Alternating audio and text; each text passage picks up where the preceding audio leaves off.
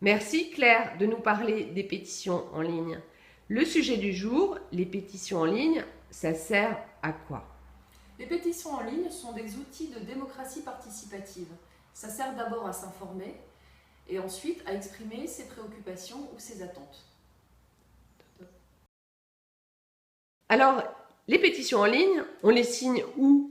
Alors on peut les signer par l'intermédiaire de plateformes comme change.org par exemple ou avaz.org qui sont des grosses plateformes de pétition en ligne.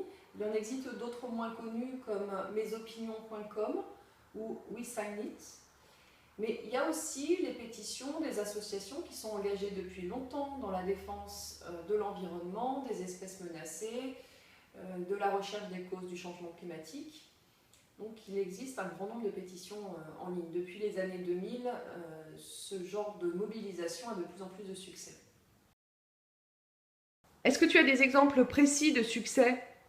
Alors c'est toujours assez difficile de savoir si c'est la pétition qui est à l'origine du succès, quand une cause est défendue, ou si c'est l'ensemble des mobilisations, si elle s'accompagne de manifestations ou d'autres formes de pression.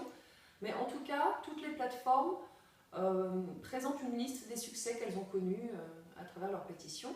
Et j'ai quand même un exemple qui me vient à l'esprit, c'est celui de l'organisation Bloom, qui en 2013 a obtenu le plus grand nombre de signatures jamais atteint pour une campagne environnementale.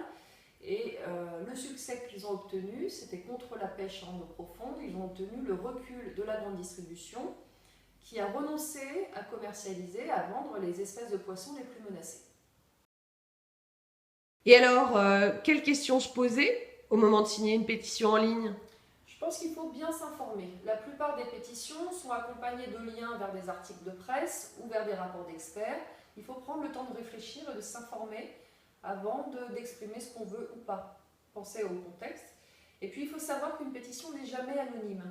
Et les plateformes à qui tu confies tes données personnelles les conservent. Donc il faut en être conscient au moment de cliquer oui, je signe.